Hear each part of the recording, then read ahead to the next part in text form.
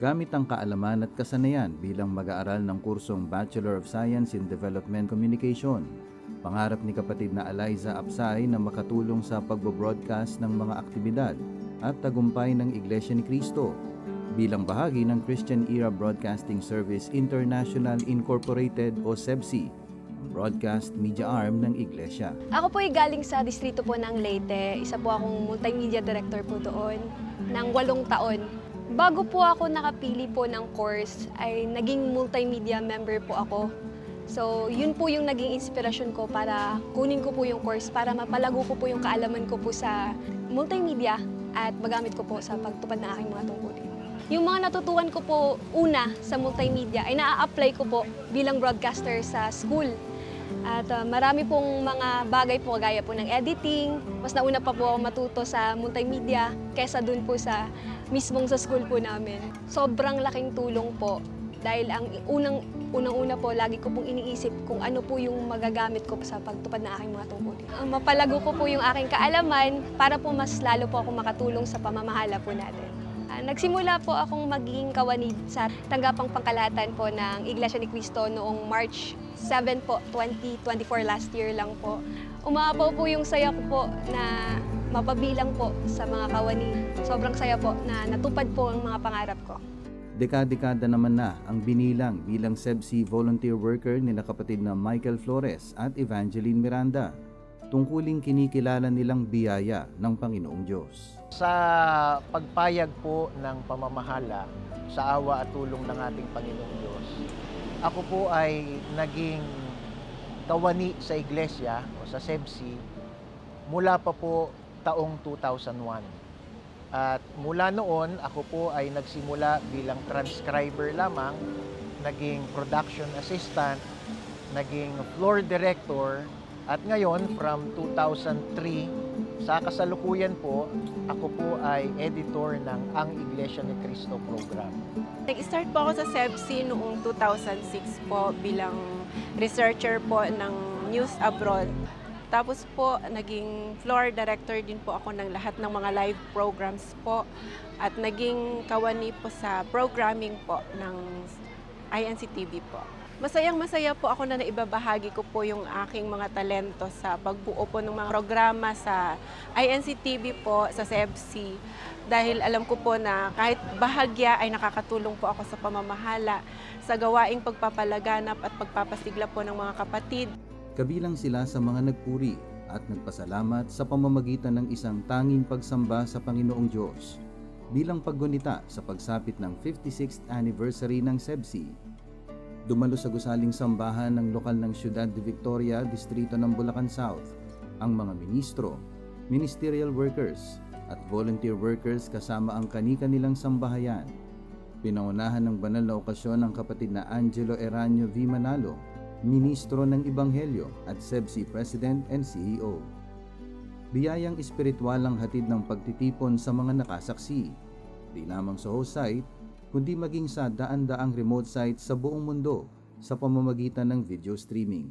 The leader of SEBC, Brother Angelo Aranio V. Manalo, led us in a worship service that reminded us that we're the lights of this world. And in SEBC, we should be focusing on preparing programming and even our own lives, all to shine to this world and to show them this is true Christianity.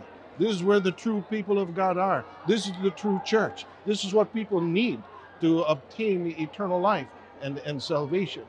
And the church administration is teaching that to us in SEBC and guiding us and preparing programming that really has that as a goal. Espiritual, punong-puno ng karunungan at kapangyarihan, at tayo ay tumanggap ng mga biyaya. Hindi lang yung mga kawani natin ang lumakas. No? Hindi lang yung pamilya natin, pati tayo na mga ministro at manggagawa. Isang napakagandang tagpo sa buhay natin na aalalahanin natin itong 56th anniversary ng SEBSI. Umaapaw po ang saya sa aking puso kasi first time ko po itong makadalo bilang isang kawani po. Marami po akong natutuhan, ang dami ko pong mga experiences po. Bilang naglilingkod po sa SEBSI, gagamitin ko po yung akin pong talento po sa pagtupad po ng aking tungkulin, lalo po akong maging mabuting katuwang po ng pamamahala. Hindi lang po sa aking mga magulang nakakapagbigay po ako ng kasiyahan, kundi pati na rin po sa ating Panginoong Diyos. Ganun din po sa pagpapalaganap ng mga salita na po ng ating Panginoong Diyos. Kaya po, gaya po ng ginagawa po natin sa SEBSI, pinapakita po natin na tayo po ilaw para sa mga hindi pa kaanib sa Iglesia ni Cristo. Masayang-masaya po ako dahil naging bahagi po ako nung tanging pagsamba po na pinangasiwaan po ng kapatid na Angelo Manalo po. At isa pong napakalaking inspirasyon po sa akin dahil nagsilbi po itong lakas, panibagong lakas po para sa panibagong pagtupad po ng aking pong gampanin sa tanggapan. At isa pong karangalan na makapaglingkod po sa SEBSI. Sa abot po ng aking makakaya ay patuloy po akong tutupad ng aking tungkulin. Pagsisikapan ko pong maibahagi yung lahat po ng mga talento at mga kakayahan na akin pong taglay. Gaya po ng itinuro sa atin, tayo po ang ilaw. At bilang ilaw, dapat ay nagliliwanag. Ibig sabihin, para sa amin po, dapat ginagawa po kung ano yung aral ng ating Panginoong Diyos.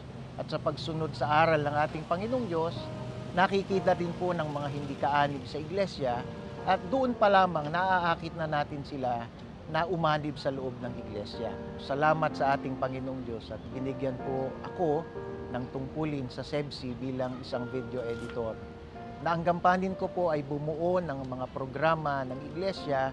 Doon po ipinapahayag ang mga salita ng Diyos at dahil po doon nakararating ito sa buong mundo at nakakatulong po sa gawaing pagpapalaganap ng iglesia. Nagsisilbing ilaw ang SEBSI sa pamamagitan ng paghahatid ng mga palatuntunan at content na naghahatid ng mensahe ng pag-asa, malasakit at pag-ibig sa kapwa. Kahayagan ng dedikasyon ng mga bumubuo ng programa sa harap o likod man ng kamera.